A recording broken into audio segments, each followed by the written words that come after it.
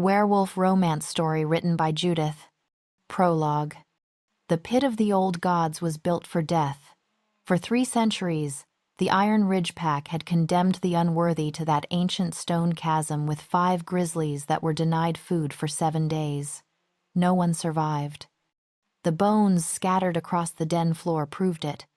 When Willow, Luna of Iron Ridge, failed to bear an heir after 7 years of marriage, her own husband signed the execution order without meeting her eyes. She'd always been his choice, his love, or so she'd believed. Born with chestnut hair that caught firelight like autumn leaves and hazel eyes that held more wisdom than her years suggested, she'd been the gentle counterweight to Alpha Silas's iron rule. But gentleness without children, the elders whispered, was just weakness wrapped in silk. The pack gathered at dawn beneath the ancient pillars to watch their Luna die. Willow didn't scream as Gunnar and Wilder dragged her to the pit's crumbling edge, Freya watching from the shadows with a veil covering what might have been a smile. Screaming had never changed tradition before. The white silk of her ceremonial gown was a ghost against the black maw below. The bears were released, savage with deliberate starvation. The crowd pressed forward, waiting for the massacre. Instead, the largest grizzly approached Willow's trembling form at the bottom of the pit, sniffed once at her belly, and lay down beside her. The others followed, forming a wall of fur and claw around her body through the freezing night. They chose starvation over violence. By dawn, Rain, the low-ranking healer who'd always questioned Freya's treatments, heard something that shattered everything she knew. The bears were humming a sound like the earth itself breathing, and somehow, impossibly, she understood. The mother carries the future. We guard what the blind have thrown away. Before we go deeper into Willow's story, stop right here and do something for me. If this story grabbed you, if you felt that pit in your stomach when Willow was thrown down, then drop a comment right now telling me where you're listening from and what brought you to Judy's romance library. Don't just scroll past this. Your comment feeds the algorithm that puts this story in front of others who need it. Be part of the pack that builds this community, not the one that watches from the shadows. Please do it now. Willow had learned early that patience was survival in the Iron Ridge Pack. She'd been raised by a mother who taught her that a Luna's strength wasn't in her claws but in her capacity to hold the pack together, through wisdom, through grace, through the invisible work that kept wolves from tearing each other apart. She'd been barely 19 when Silas chose her as his mate. Alpha Silas was everything the pack valued: tall, commanding, with storm-gray eyes and a presence that could silence a room. He'd built his rule on the foundation his father laid: tradition, hierarchy, and the ancient laws that had kept Iron Ridge strong for generations. "You are my heart," he'd told her on their bonding night, his forehead pressed to hers under the full moon. "With you beside me, we'll build a dynasty that will stand for centuries." Willow had believed him. She'd believed in all of it. She'd proven herself in her own way over the years. She mediated disputes that would have ended in bloodshed. She knew every pack member's name, every child's birthday, every elder's story.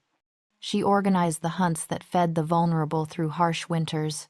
She held the hands of dying wolves and sang them into the next life. None of it mattered. She couldn't conceive. And in the Iron Ridge Pack, a Luna without heirs was a tree without roots, beautiful, but ultimately useless when the storms came. Freya had been her closest friend since childhood, her confidant, the sister she'd never had. Every month when Willow's hope died with her bleeding, Freya was there with tea and sympathy and that special herbal blend she swore would strengthen the womb. "Don't lose faith," Freya would whisper, squeezing her hand. "The old gods have a plan. You'll see." Willow drank the tea. Month after month after month, she never questioned it. Why would she? Freya loved her. Or so she'd believed. The elders, Gunnar and Wilder, had always watched her with calculating eyes. They were relics from Silas's father's era. believers in the old ways, the brutal ways. A pack is only as strong as its alpha's line, Gunnar would say during council meetings, his gaze sliding past Willow as if she were already a ghost. Tradition exists for a reason. By the 7th year, their patience ran out. The law of the old gods was clear. A Luna who could not bear children after 7 years of bonding was no longer blessed. She was cursed. And curses, the law stated, must be cut out before they infected the entire pack. The pit awaits the Barren, Wilder had announced during the trial, his voice echoing off the ancient stone pillars. It has always been so. It will always be so. Silas had stood there, his face carved from stone, and said nothing. His silence was the knife that cut deepest. What Willow didn't know, what she couldn't have known in those final moments before they pushed her into the darkness, was that 3 months earlier, during the mourning period for a fallen pack member, she'd been so lost in grief that she'd forgotten to drink Freya's tea for 3 consecutive days. 3 days was all it took for the miracle she'd prayed for to finally take root. The life growing inside her was barely 12 weeks old when they condemned her to death. Too small to show, too fragile to announce, but strong enough for the ancient spirits sleeping in bare flesh to recognize what her own pack could not see. She was not barren. She had never been barren. She had been poisoned by the smiling face she'd trusted most. And now, at the bottom of the pit of the old gods, surrounded by creatures who should have devoured her, Willow finally understood what her mother had tried to teach her all those years ago. Patience wasn't survival, truth was. And truth, like life, could not be buried forever. Chapter 1. The Cup of Betrayal. The first thing Willow remembered when consciousness returned in the darkness of the pit was the taste of chamomile and honey, Freya's tea. It had always tasted like friendship. The memory came unbidden, pulling her back to a sunlit morning 3 weeks before the trial. She and Freya had been in the Luna's private chambers, the ones that overlooked the eastern forest where the morning light turned everything gold. Willow had been curled in the window seat, her arms wrapped around her knees, trying not to cry again. "It's been 7 years, Freya," she'd whispered, watching a mother wolf play with her cubs in the courtyard below. 7 years, and my body just refuses. What's wrong with me? Freya had moved like water across the room, graceful and necessary, carrying that familiar clay cup, the one with the crescent moon painted on its side. "Nothing is wrong with you, Willow. Nothing. The old gods work on their own timeline, not ours." She'd pressed the warm cup into Willow's hands, her fingers lingering just a moment too long. Willow hadn't noticed then, hadn't noticed so many things. "Drink," Freya had urged, her voice soft as silk. "This blend is stronger than the others. I had to trade for the roots with a pack 3 territories away. They're rare, ancient. If anything will help, this will." Willow had raised the cup to her lips, breathing in the sweet steam. "What would I do without you?" Freya had smiled then, the same smile she'd worn since they were children running through the woods together, sharing secrets and dreams. "You'll never have to find out. I'll always be here for you. Always." The tea had been bitter beneath the honey. It always was. Willow had learned to drink it quickly, to chase it with water, to ignore the way her stomach would cramp for hours afterward. That was just her body adjusting, Freya had explained. Healing was never comfortable. Lying now in the darkness, her back pressed against cold stone, the massive grizzly's warmth radiating beside her, Willow understood the truth. Healing hadn't been uncomfortable. Poisoning had been. She thought of all the times Freya had been there, after every failed month, after every pitying look from the elders, after every council meeting where Gunnar and Wilder had questioned her worth. Freya had always appeared with that cup, with those soothing words, with that perfect mask of concern. "How long have you loved him?" Willow whispered into the darkness, though no one could hear her but the bears. The question had been lurking in the back of her mind for years, unexamined, pushed away every time she caught Freya watching Silas with something hungry in her eyes. The largest bear shifted beside her, and she felt its massive head turn toward her, as if it could understand her breaking heart. She remembered the mourning period 3 months ago, when old Marcus had died saving a child from a rapids. The pack had observed 7 days of fasting and silence, honoring his sacrifice. 7 days when Willow had been so consumed by grief and ritual that she'd forgotten everything else, including the tea. By the time the mourning ended, Freya had been visiting her mother in the Northern Territory. She'd been gone for 5 days. When she returned, she'd seemed anxious, almost frantic. "You haven't been drinking the blend?" she'd said immediately, spotting the full cups on Willow's shelf. "Willow, you can't just stop. It has to be consistent or it won't work." "I'm sorry," Willow had said, feeling guilty for disappointing her friend. "I'll start again today." But she'd already missed 12 days total. 12 days without whatever root or herb or poison Freya had been feeding her since the bonding ceremony 7 years ago.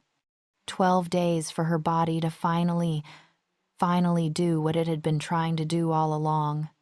In the pit, Willow's hand moved slowly to her stomach. She'd been so focused on survival in those first hours after the fall, so certain she would die, that she hadn't paid attention to the signs her body had been trying to show her for weeks. The exhaustion she'd blamed on stress, the nausea she'd attributed to anxiety about the approaching trial, the tenderness in her breasts that she'd ignored because hope hurt too much, the way her sense of smell had sharpened, making Freya's tea suddenly unbearable to even look at. Her hand pressed flat against her belly, and she felt it. The change, the subtle firmness that hadn't been there before, the sense of something other existing inside her own skin. "No," she breathed, and the word echoed off stone walls. "No, no, no. Not now. Not here. Not when she was condemned to die at the bottom of a pit with no food, no water, no hope of rescue." But even as panic clawed at her throat, another truth settled into her bones. The bears knew. They had known from the moment they'd approached her. That's why the largest one had sniffed her belly before lying down. That's why they'd formed a protective circle instead of tearing her apart. That's why they were choosing starvation. They recognized what her own people had been too blind to see, what Freya had worked so hard to prevent anyone from discovering. Willow pressed both hands to her stomach now, tears streaming down her face in the darkness. "I'm sorry," she whispered to the life growing inside her. "I'm so sorry. I should have known. I should have seen. I should have protected you." The bear beside her made a sound, low and rumbling, and somehow she understood it, not with words, but with something deeper, the way prey knows when a predator is hunting, the way wolves know when a storm is coming. "You are protected. You are seen. You are the mother." She thought of Freya's smile, the way she'd stood in the shadows during the trial, her face half hidden by her veil, the way she'd squeezed Willow's hand one last time before they'd dragged her to the pit, whispering, "I'm sorry it had to be this way." Not sorry that it was happening, sorry that it had to be this way, as if there had been a choice, as if she'd been forced into betrayal rather than orchestrating it.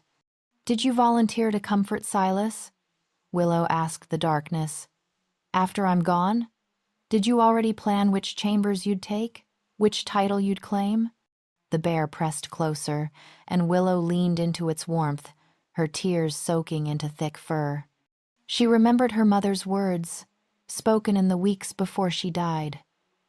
"The ones who smile the widest are often hiding the sharpest teeth. Trust actions, not words. And never, ever forget that some gardens only bloom after everything else has died." Her mother had warned her. In her own way, she'd tried to prepare Willow for the truth that friendship could wear the face of poison, that love could be performed while hate festered underneath. Willow pressed her face against the bear's side and let herself break, let herself feel the full weight of betrayal from the woman she'd called sister, from the pack she'd served with every breath, from the husband who'd stood silent while they condemned her to death. But even as she broke, something else began to form in the cracks, something that tasted like iron and earth and the ancient rage of mothers who'd been wronged since the world began. She would survive this, for the life inside her, for the truth that needed to be spoken, for every woman who'd ever been called Barren when the real poison was the hand that fed her. The bears around her shifted in the darkness, and Willow felt their promise settle over her like a vow. She was not alone. She had never been alone. And when she climbed out of this pit, the whole pack would learn what happened when you threw away the mother of the wild. Chapter 2. The Silent Healer. Rain had learned to move like water through the Iron Ridge pack. Low-ranking wolves who wanted to survive learned early: make no waves, draw no attention, serve without question. She'd perfected the art of invisibility over 32 years of life. But the morning after Willow's execution, invisibility became impossible. She'd been gathering herbs near the eastern border when the sound reached her. Not a sound, exactly. More like the absence of sound. The forest had gone still in a way that made her wolf prickle beneath her skin. Birds silent, wind holding its breath. Even the stream seemed to quiet its rushing. Something was wrong with the pit. Rain had approached carefully, expecting to find the bears gorging on what remained of their Luna. That's what always happened. The condemned were thrown in at dawn. By nightfall, there was nothing left but bones and the satisfied rumble of fed beasts.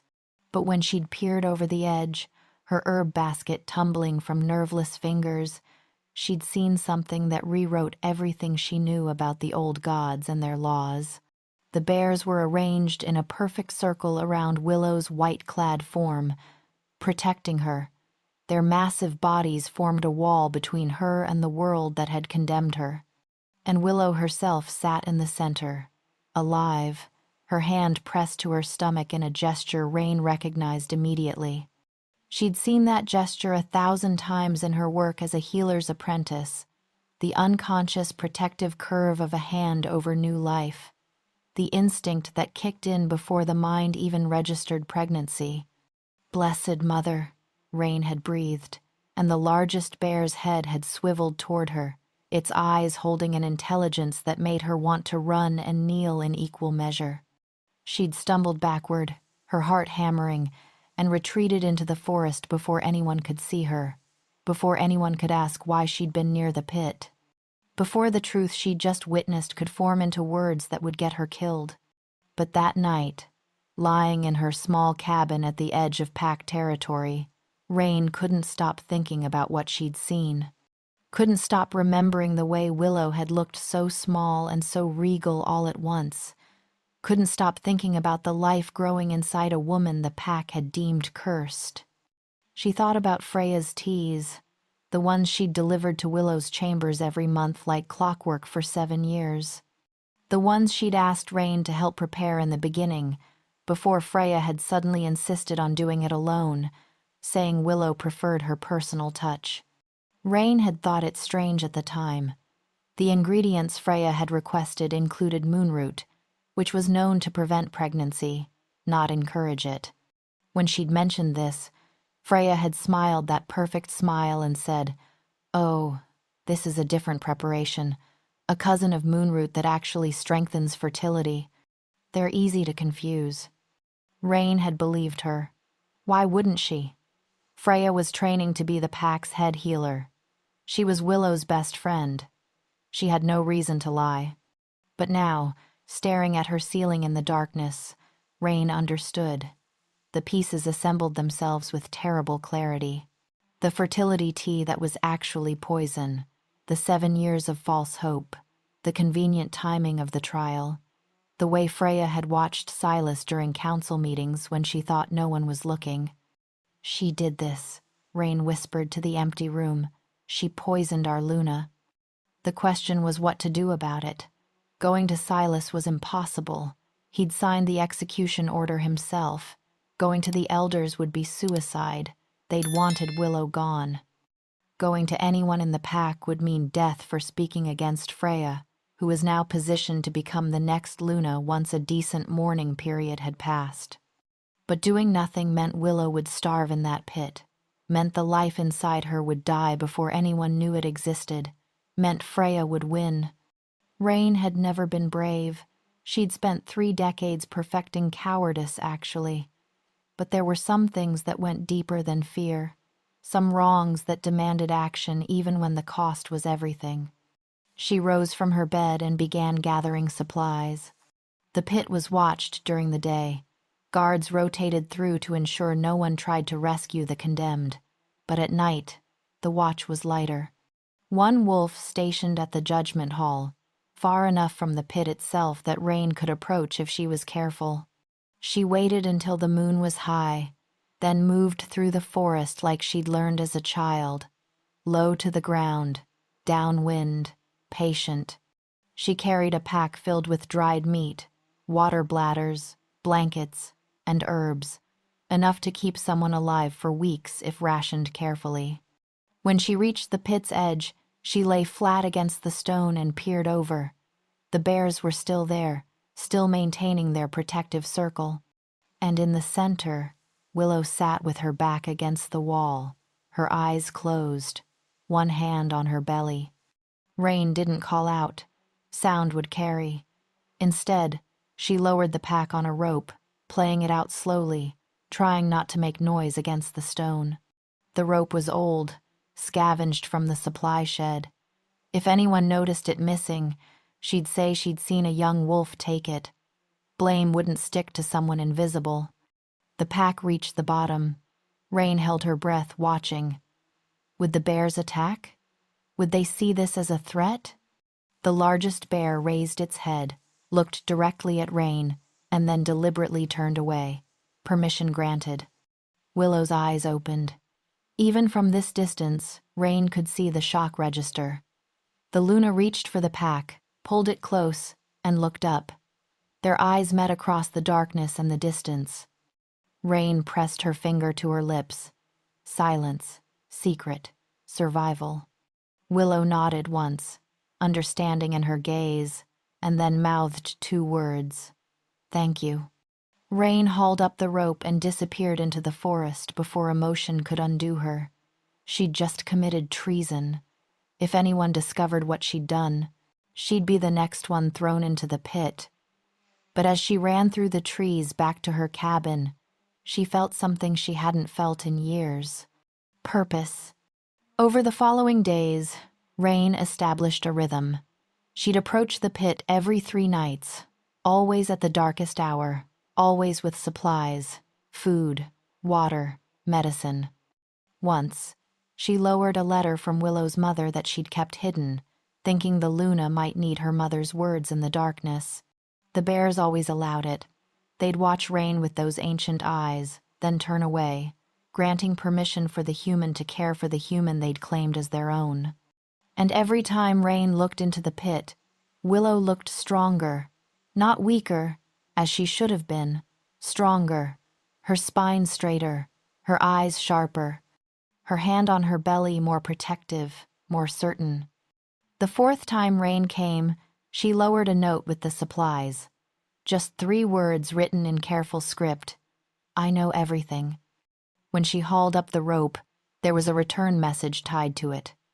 Willow's handwriting, elegant even in the darkness. When I rise, will you testify? Rain looked at those words for a long time.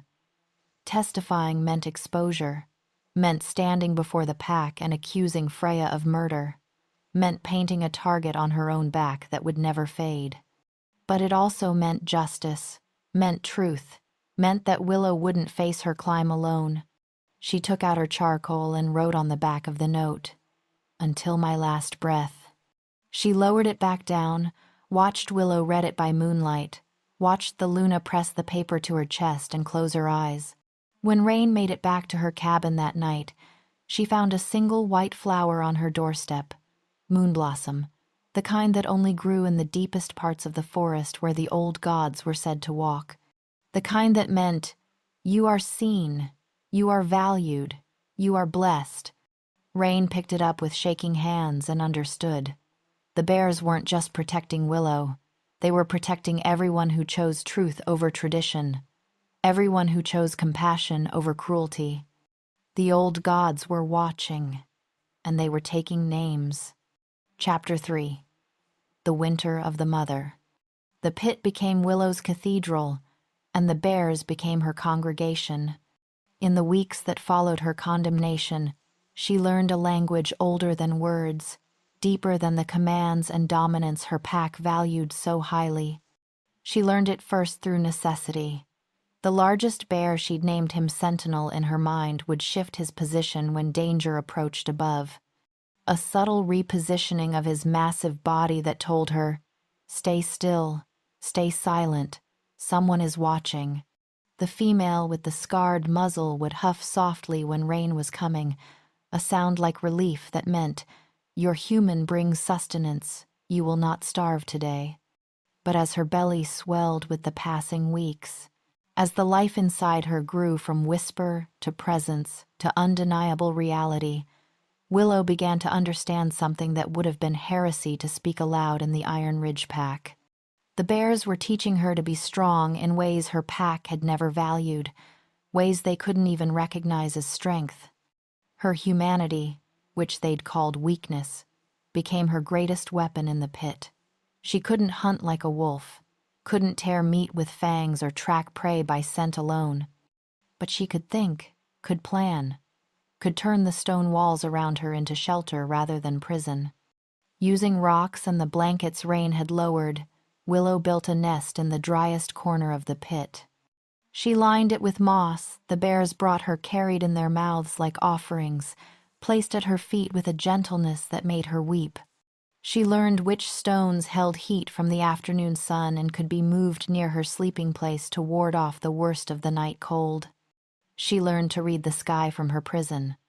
The slice of world visible above told her stories about coming storms, about the passage of time, about the season turning from autumn toward winter. She marked each day with a small scratch on the wall beside her nest. 30 scratches, 40, 50. Her body changed with the days. The swell of her belly became impossible to hide, even from herself. She could feel movement now, flutters that grew into kicks, into the distinct pressure of elbows and knees. Twins, she realized one night when she felt movement on both sides of her belly simultaneously. The old gods had given her not one heir but 2. Your father doesn't know you exist, she whispered to them in the darkness, her hands tracing the curves of her stomach. The pack that should have celebrated you condemned you to death before you'd even quickened, but you're going to live. I promise you that. You're going to live, and the whole world is going to know your names.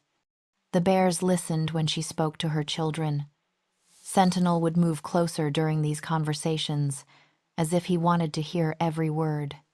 As if he was memorizing them for some purpose Willow couldn't yet fathom.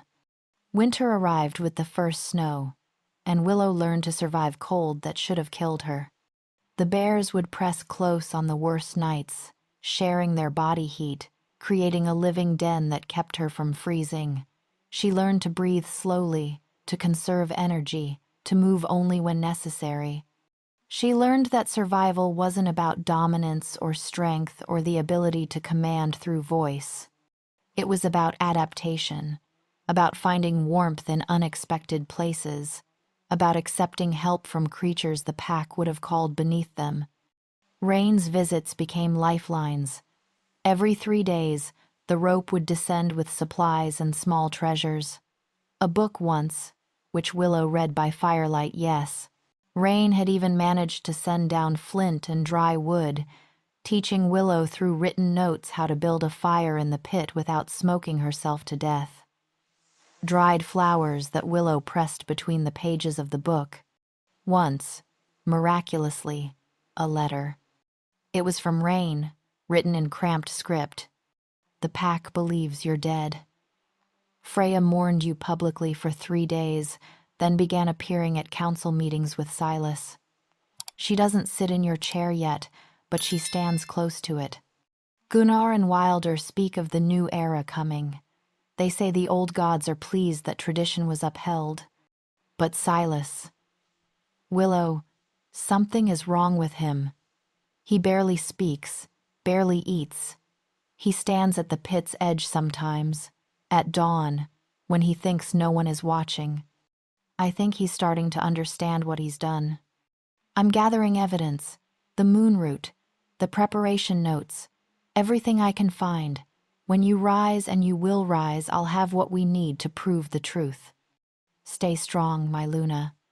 The mother of the wild does not die in darkness. She waits for her time to bloom. Willow had read that letter so many times the paper began to tear at the folds. She kept it pressed against her heart, tucked into the bodice of her dress, a talisman against despair. As her pregnancy advanced, the bears became even more protective. They would bring her things from the forest floor above fresh grass, flowers, once an entire honeycomb that Sentinel had clearly stolen from a hive, his muzzle covered in stings he'd endured for her sake. They were preparing for something, preparing her for something. One night, when the moon was dark and the stars seemed close enough to touch from her prison, Willow felt a presence in the pit that was more than bears and stone. The air thickened with something ancient, something that smelled of pine and snow and the blood of 1,000 generations. The old gods were listening. She didn't know how she knew, couldn't explain the certainty that flooded her. But she understood, suddenly and completely, that everything that had happened, the poisoning, the betrayal, the condemnation, the survival, was part of something larger than her personal tragedy. She was being forged, reformed. The Luna who had entered this pit, patient and gentle and submissive to laws that didn't deserve her loyalty, was dying. Something else was being born in her place. A queen, a mother, a force of nature that would not be silenced or dismissed or thrown away when she no longer served the pack's narrow definition of useful. "I understand," she whispered to the darkness, to the gods, to the bears, to her children. "You're showing me who I really am. Not their Luna, not Silas's mate, not Freya's victim. Mine." Sentinel raised his massive head and roared. Not at her, for her. The sound echoed off the stone walls and carried up into the night, a declaration that made wolves in the pack houses above pause in their conversations, made them look toward the pit with expressions they couldn't name. The other bears joined him, their voices creating a symphony of sound that was both terrifying and sacred. It was the sound of the earth itself speaking, the sound of ancient promises being kept. In her nest of moss and blankets, Willow placed both hands on her swollen belly and felt her sons respond with kicks, strong kicks, fighters' kicks. "Soon," she promised them, "soon you'll be born, and the whole pack will hear your voices, and they'll know that the woman they threw away was the only thing keeping them safe from their own cruelty." The winter deepened, the snow above grew heavy, and in the pit, the mother of the wild waited for her time with a patience that was no longer submission. It was strategy. Chapter 4. The Cry in the Dark. The contractions started at dawn on the day of the festival of the first snow. Willow knew the timing was significant. The old gods had a sense of drama. She'd woken to the first cramp, sharp and low, stealing her breath. Then another, 20 minutes later, then another, closer. Her water broke as the sun rose above the pit's edge, soaking her carefully prepared nest. "It's time," she told the bears, and they shifted immediately into formation. Sentinel positioned himself at the pit's base, blocking the view from above. The scarred female mother, Willow had named her, moved to Willow's side, her warm presence a comfort. The 3 younger bears created a secondary wall, their bodies ensuring complete privacy for what was about to happen. Willow had attended enough births as Luna to know what to expect. Pain, blood, the very real possibility that she might die here, in this pit, trying to bring life into a place built for death. She'd prepared as much as possible with Rain's supplies, clean cloth, water, herbs for pain and bleeding, but preparation only went so far when you were giving birth alone at the bottom of a stone prison. The labor intensified as morning became afternoon.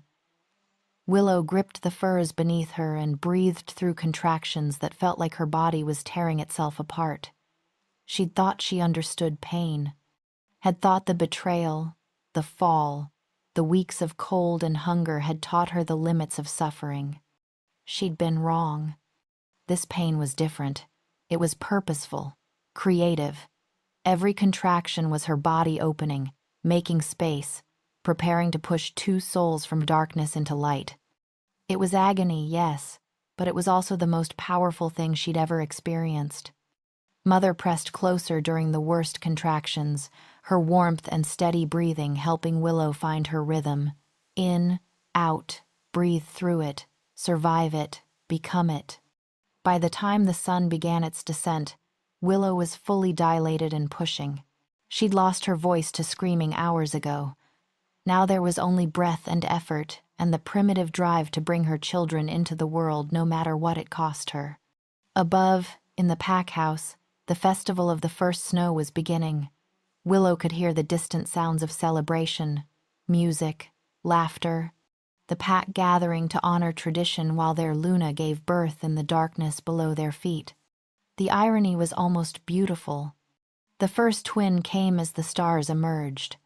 A boy, small and perfect, with lungs that announced his arrival with a cry that made the bears rumble with approval. Willow held him against her chest with shaking hands, tears streaming down her face, and felt something in her heart slot into place. "Hello," she whispered. "Hello, my son, my fighter, my proof."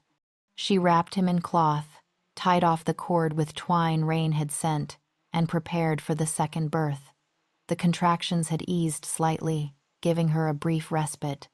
She used it to examine her first son, to count his fingers and toes, to marvel at the golden eyes that marked him as true-born alpha blood. The second twin took longer. Breach, Willow realized with growing panic.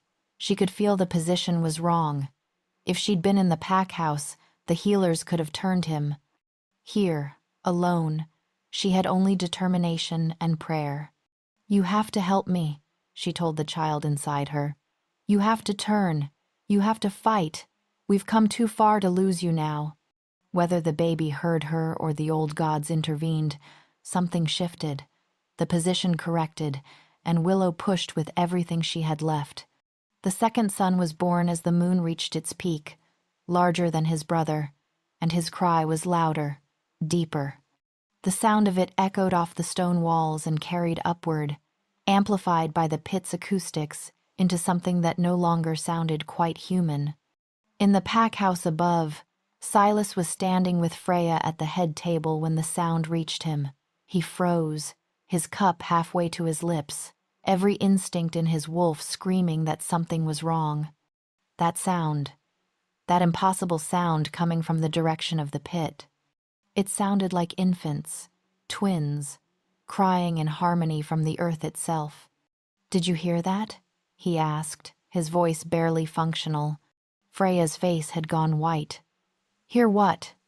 But others had heard it too. Conversations stopped. Wolves turned toward the eastern wall, toward where the pit lay in darkness. The music faltered and died.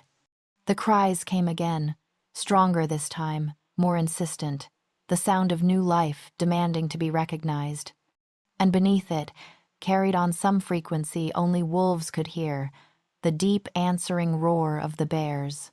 Not the roar of feeding, not the roar of violence, the roar of guardians announcing the arrival of royalty. Gunnar stood abruptly, his chair scraping against stone. "That's impossible." "The pit," Wilder said, his voice shaking. "Something's in the pit." Silas was already moving, his wolf taking over, his human mind barely functioning. He ran through the festival crowd, through the pack house doors, across the courtyard, toward the eastern edge where the ancient stones marked the boundary of the pit of the old gods. Others followed. Freya, the elders, half the pack, drawn by curiosity and growing dread. When Silas reached the edge and looked down into the darkness, he saw nothing. But he heard everything. 2 infants crying, the protective rumble of bears. And beneath it all, so faint he almost missed it, a woman's voice singing a lullaby he recognized. Willow's voice, the voice he'd thought he'd never hear again, singing to children who should not exist. "Blessed Mother," someone whispered behind him. Silas gripped the edge of the pit so hard his hands bled against the stone. His mind couldn't process what his ears were telling him. Willow was dead. She'd been dead for 9 months. The bears had devoured her. That was the law. That was tradition. That was what always happened. Except it wasn't what had happened at all. "Get rope," he commanded, his voice breaking. "Get light. Get the healers. Now." "You can't," Freya said, stepping forward, her face a mask of panic poorly disguised as concern. "Silas, the law forbids." "I don't care about the law." He whirled on her, and for the first time in 9 months, he let himself feel everything he'd been suppressing. The grief, the guilt, the growing suspicion that he'd made the worst mistake of his life. "My mate is alive. My children," his voice broke completely. "Those are my children crying in the darkness." He turned back to the pit and shouted into it, his voice raw with emotion. "Willow! Willow, I'm coming! Hold on!" The singing stopped. Then, from the darkness, a voice he'd thought was lost forever called back to him. Strong, clear, absolutely unforgiving. "I've been holding on for 9 months, Silas. Your timing, as always, is convenient for you and no one else." Behind him, the pack erupted into chaos. Freya was backing away, her face crumbling. Gunnar and Wilder looked like they'd seen ghosts, and Rain, standing at the back of the crowd, smiled. In the pit, Willow held her sons close and waited. The time for rising had come. Chapter 5, The Ascent. They lowered a platform just after midnight, a flat board with ropes at each corner, large enough to hold a woman and 2 infants, large enough to lift the dead back to life. Silas had ordered it built by torchlight while the pack watched in silence.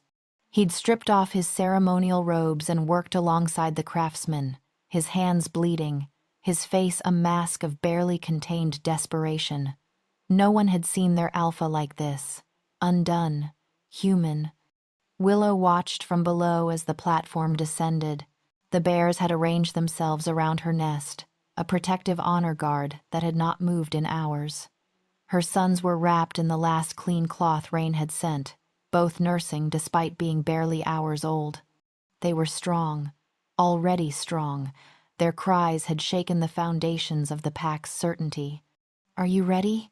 Mother asked her in the language without words, the language Willow had learned in darkness. "I was ready the moment they threw me down," Willow answered aloud, her voice carrying upward. Let them hear her. Let them know she'd been conscious and aware through every moment of their betrayal. The platform touched ground. Willow stood carefully, her body screaming in protest from the birth, and placed her sons in the center.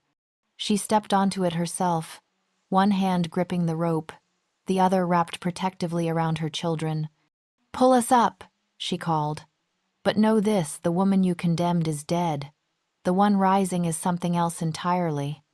The ropes went taut, the platform lifted, and Willow rose from the pit of the old gods, flanked by 5 grizzlies who climbed the walls beside her, their claws finding purchase in stone, their presence a statement that could not be ignored.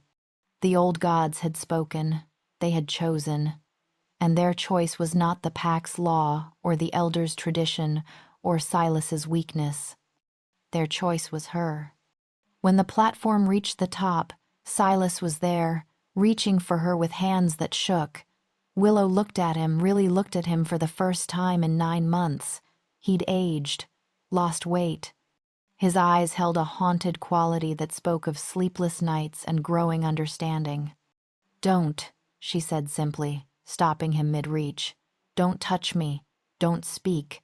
You lost that right when you signed my execution." She stepped off the platform onto solid ground, her white dress filthy and torn, her hair wild, her feet bare and bleeding. She looked like a savage, like a queen, like the answer to a question the pack hadn't known they were asking. The bears climbed out behind her and formed a wall at her back. The pack, gathered in a circle around the pit, fell back in terror and awe. "9 months ago," Willow said, her voice carrying across the silent crowd, "you condemned me for barrenness. You threw me into the pit to die because I couldn't give your alpha an heir.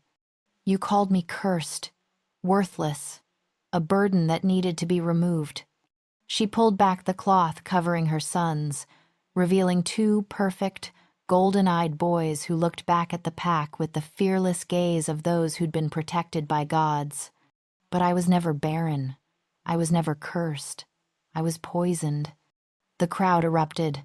Denials, accusations, chaos. Willow waited for it to die down, her gaze sweeping across the gathering until it landed on Freya, who stood frozen near the back, her face gray with fear. "Rain," Willow called. "Come forward."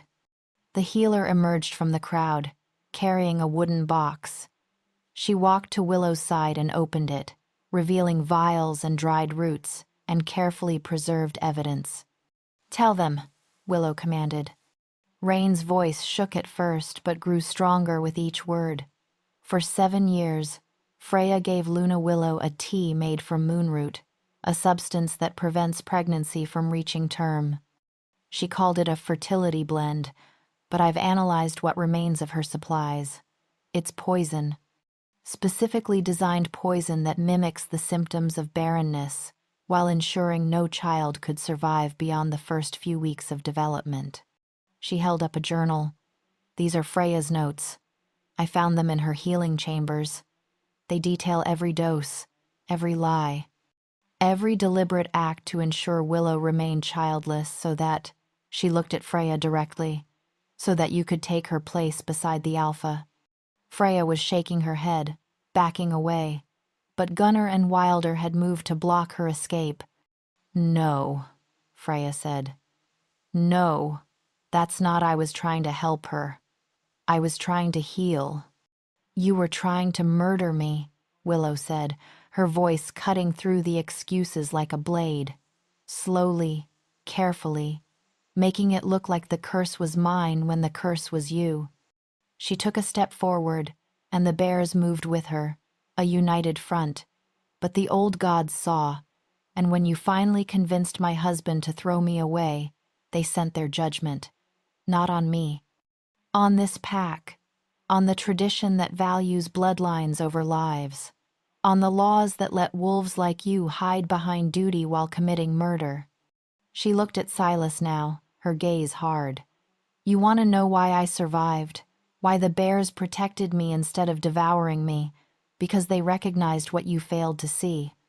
I was carrying the heirs you desperately wanted. The sons who would have been celebrated if you'd had the courage to question, if you'd had the love to trust." Silas fell to his knees, literally dropped to the ground before her, his face wet with tears. "Willow, You did not protect your mate," Willow said. "You did not question. You did not fight. You signed the order and let them drag me to my death while I was pregnant with your children. You do not get forgiveness. Not today. Maybe not ever. That is not my choice to make anymore." She turned to address the full pack. "I am Willow, mother of the wild, keeper of the truth the earth would not bury.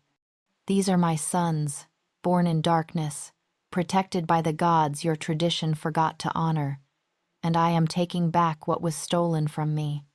She looked at Gunnar and Wilder. "You will be stripped of your positions. You will serve the lowest ranks until you understand what you took from those you deemed unworthy." Then to Freya, You will be banished. Take nothing but the clothes you wear. If you return, the bears will know, and they will not be merciful." Freya crumpled, but Willow felt nothing. No satisfaction, no pity. Only the cold certainty that justice had to be served or the cycle would repeat. "And you," she said to Silas, who still knelt at her feet, "you will earn your place as father to these boys, day by day, choice by choice. Prove to me that you deserve to be called their alpha. Until then, you remain what you chose to become 9 months ago, a king without his queen." She turned and walked toward the pack house, the bears flanking her, Rain following close behind. The crowd parted like water, fear and respect warring on every face. Behind her, Silas remained on his knees, and Willow didn't look back. She had been thrown away, cast into darkness, left to die while carrying miracles, but the earth had refused to keep her. The old gods had refused her silence. And now, the Iron Ridge Pack would learn what happened when you tried to bury the truth. It grew teeth, it grew claws, and it rose. Chapter 6. The Luna's Reign. The first law Willow changed was the one that had condemned her. She stood in the Great Hall 3 days after her ascent, her sons sleeping in cradles flanked by bears at the base of the Luna's throne. The throne she'd left empty for 9 months while the pack debated who would fill it. The throne that was hers by blood, by survival, by the mandate of gods who'd proven themselves more just than any tradition written by fearful men. The pack gathered before her, subdued in a way they'd never been under Silas's rule. They looked at her differently now, some with shame, some with fear, some with a respect so fierce it bordered on worship. All of them with the understanding that the woman before them had walked through death and returned with teeth. Silas stood to her right, not beside her but 1 step back, the position of a supplicant, not a partner. He'd tried to argue for his place beside her throne, had claimed his right as alpha, as father, as husband. She'd silenced him with a look. "You may be their father," she'd said coldly, "but you are not yet worthy to be called their alpha. That is earned, Silas, just like trust, just like love, just like the loyalty you commanded from me while giving nothing in return." He'd accepted the demotion without further protest. Perhaps he understood that he'd gotten off lightly. That banishment would have been just. That death would have been justified by the laws he'd used to condemn her. Now, standing before the assembled pack, Willow let the silence stretch until it became uncomfortable, until every wolf in the room was forced to confront what they'd witnessed, what they'd allowed, what they'd celebrated when they'd thrown her into the pit. "The law of the Barren Luna is abolished," she said finally, her voice carrying to the furthest corners of the hall. "Effective immediately. No wolf will ever be condemned for perceived infertility again. No woman will be thrown away because her body does not perform on command. No life will be deemed worthless because it does not produce other lives quickly enough for your comfort." Murmurs rippled through the crowd, mostly agreement, but some dissent. She could see it on certain faces, the older wolves who clung to tradition like drowning men clung to driftwood. Who believed that without the old laws, chaos would consume them. "Some of you believe this makes us weak," Willow continued, her gaze finding those dissenters and holding them. "You believe that tradition kept us strong, that the old ways, harsh as they were, created the pack you're proud to be part of. But let me ask you this, what strength is there in killing your own? What power is there in discarding those who could have served if you'd had the patience to see their value?" She gestured to Rain, who stood near the front, still in her healer's robes. Rain was deemed low-ranking, invisible, worthless to most of you. Yet she was the one who kept your Luna alive when tradition demanded her death. She was the one who risked everything to ensure these boys, she indicated her sons, could be born. The heirs you desperately wanted only survived because a worthless wolf had more courage than your entire council combined. Rain flushed but stood straighter. Willow had already promoted her to head healer, stripping the title from Freya's former mentor who'd taught the poison that had almost destroyed the royal line. From this day forward, Willow declared, we will operate under a new law. I call it the Law of True Sight. It states that every member of this pack, regardless of rank, regardless of ability, regardless of their perceived usefulness, has inherent worth that must be honored. That worth is not determined by whether they can fight, or breed, or command. It is determined by their actions, their character, their willingness to protect the vulnerable rather than exploit them. She paused, letting the words sink in. Under True Sight, any wolf may bring grievance directly to the Luna or Alpha without fear of punishment. Any wolf may question a law they believe is unjust and request council review. Any wolf who is targeted for who they are rather than what they've done has the right to sanctuary and investigation. This will create chaos, an elder called from the back. Not Gunner or Wilder, they'd been stripped of their right to speak in council, but another old wolf, Torsten, who'd served under 3 alphas and believed himself wise. If every low-ranking wolf can question authority, then authority will have to justify itself, Willow interrupted, her voice sharp. Which is precisely the point, Torsten. You say this creates chaos. I say the chaos was already here, hidden beneath pretty words like tradition and duty, while wolves like Freya poisoned your Luna for 7 years, and no one thought to question why the most gentle, healthy woman in the pack suddenly couldn't conceive. The hall fell silent. That particular shame still stung. The pack had been willfully blind, choosing comfort over investigation, choosing familiar prejudice over uncomfortable truth. The Law of True Sight also establishes this, Willow continued. Any wolf accused of harming another through deception, poison, or manipulation will face trial by evidence, not by rank. Rain's testimony and documentation were enough to banish Freya. They should have been enough to execute her, by traditional law. But I chose mercy, not because she deserved it, but because I refused to become what you were, a pack that kills too easily, that discards too quickly, that values vengeance over transformation. She looked at Silas then, and he met her gaze with visible pain. Some of you want to know when your Alpha will resume his full position, when the Luna will forgive him and restore the natural order. The answer is, when he proves he understands what he did wrong, not just admits it, proves it through changed behavior, through protection of the vulnerable, through questioning of unjust traditions, through love that is demonstrated in action, not claimed in words. Silas's jaw clenched, but he nodded. What choice did he have? She'd given him more grace than he'd given her. She'd allowed him to remain Alpha in name while she wielded the true power. She could have stripped everything from him. Some days, she still wanted to. The final provision of True Sight, Willow said, turning back to the pack, states that the pit will be sealed, filled with earth and stone until it no longer exists. No more executions by animal, no more casting the unworthy into darkness. If a wolf commits a crime severe enough to warrant death, it will be carried out by the Alpha's hand, witnessed by the full pack, and recorded for history. Justice in sunlight, not hidden in a hole where we can pretend we're not murderers.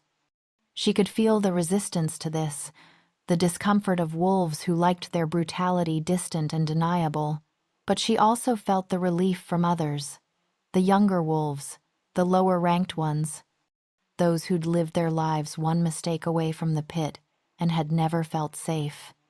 This is not weakness, Willow said, her voice rising. This is not softness. This is strength, true strength. The strength to look at our traditions and admit when they've curdled into cruelty. The strength to change. The strength to become a pack worthy of the old gods' favor instead of one that hides behind their name while ignoring their judgment. She stood, and the bears rose with her, a coordinated movement that sent a ripple of fear through the assembly. Good.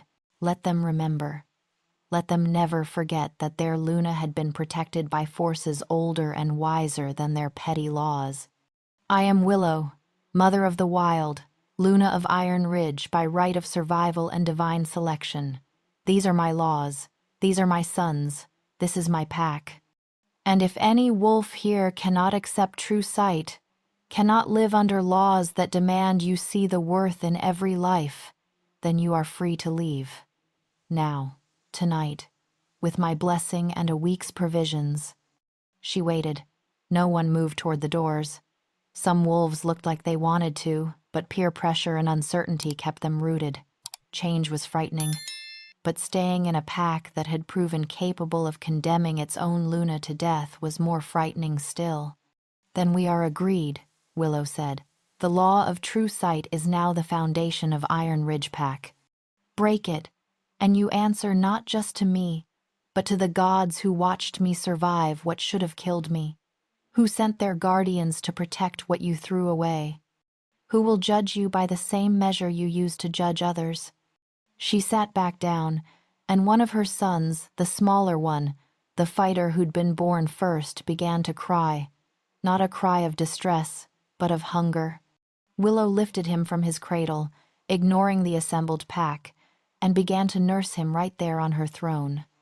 Let them see this.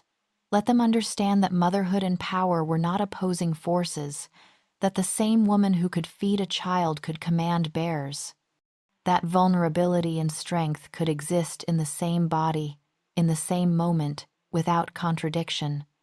The pack bowed, not to Silas, to her, to the Luna who'd been broken and reforged, to the law that said their worth was inherent, not earned, to the future that looked nothing like their past. When the assembly ended and the wolves filed out, Silas approached her throne carefully. That was extraordinary. He said quietly, "You've become someone I don't recognize." Willow looked up at him while their son nursed, her expression neutral. "I've become who I always was underneath the patience you mistook for weakness. The question is whether you can become someone worthy of standing beside this version of me. Someone who protects rather than abandons, who questions rather than complies. Who loves loudly enough that no whisper of poison can drown it out." "I want to try," Silas said, his voice breaking. "Willow, I want to try." "Then try," she said simply. "But know this, I survived 9 months in darkness. I can survive forever without you, if that's what it takes to protect our sons from the man you were. Show me the man you're becoming. Then we'll talk about forgiveness." He nodded and backed away, understanding that this was not a reconciliation. This was a beginning, a chance, nothing more. That night, alone in her chambers, with her sons sleeping in their cradles, and Mother Bear keeping watch by the door, yes, the bears had taken up residence in the pack house, and no one dared protest. Willow finally allowed herself to feel the weight of what she'd done. She'd changed everything, rewritten laws that had stood for centuries, challenged traditions that defined the pack's identity, claimed power that no Luna before her had wielded so absolutely. She should feel guilty, should feel like a usurper, a revolutionary, a destroyer of the old ways. Instead, she felt like a garden that had finally been allowed to bloom. True fertility, she'd learned in the darkness, was never about children. It was about creation, about bringing forth justice where there had been cruelty, about nurturing truth where lies had flourished, about protecting the vulnerable seeds that tradition would have crushed underfoot. She had been deemed barren, but she'd given birth to more than sons. She'd given birth to a new way of seeing, a new law that valued hearts over hierarchy, a new pack that might, finally, deserve the protection of the old gods. And if that made her a revolutionary, then so be it. The earth had refused to keep her buried. Justice had refused to stay silent. And Willow, Mother of the Wild, Luna of Iron Ridge, refused to be anything less than the truth she'd learned in darkness. What they called broken was often the thing that would save them all. So that's Willow's story. The Luna who was thrown away and rose as a queen. The woman they called Barren who gave birth to a new world. But here's the thing, this story doesn't end here. Not really.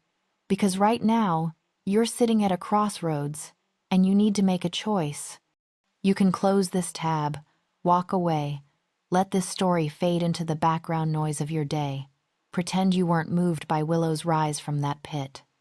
Pretend you didn't feel something shift in your chest when those bears chose her over tradition. Or you can do something about it. If this story grabbed you by the throat, if you felt Willow's betrayal, if you celebrated her vindication, if you want more stories that make you feel this alive, then you need to take action right now, not later. Not when you remember, now. Subscribe to Judy's Romance Library. Hit that button like it owes you money. Because every subscriber tells the algorithm that stories like this, stories about women who refuse to stay buried, who rewrite the rules, who rise with teeth, deserve to be seen. Like this video, smash that button. Your thumb costs you nothing, but it costs me everything if you don't. That like is the difference between this story reaching 10 people or 10,000. Drop a comment. Tell me which moment hit you hardest. Was it the betrayal, the birth, the ascent, when Willow made Silas kneel? I read every single comment, and the algorithm rewards engagement. Your words literally determine whether I can keep doing this work. Share this story. Send it to that friend who needs to hear about a woman who survived the unsurvivable. Post it in your group chat. Put it on your story. Tag someone who loves paranormal romance with teeth. Because stories like this spread through people like you who refuse to keep good things to themselves. Here's what you need to understand. I could write 100 more stories like Willow's. Stories about women who were underestimated, poisoned, thrown away, and who came back as forces of nature. But I can only do that if you show me there's an audience hungry for these narratives. So prove it. Prove you want more stories where the barren become mothers of revolutions, where the weak become queens, where justice grows teeth and traditions get rewritten by those who survived them. Your engagement is not passive support. It's active participation in making sure these stories exist. Don't scroll past this. Don't tell yourself you'll do it later. Later is a lie we tell ourselves when we're too comfortable to act. Do it now. Subscribe, like, comment, share. Be the pack that builds, not the pack that watches. I'll see you in the next story if you prove you want it.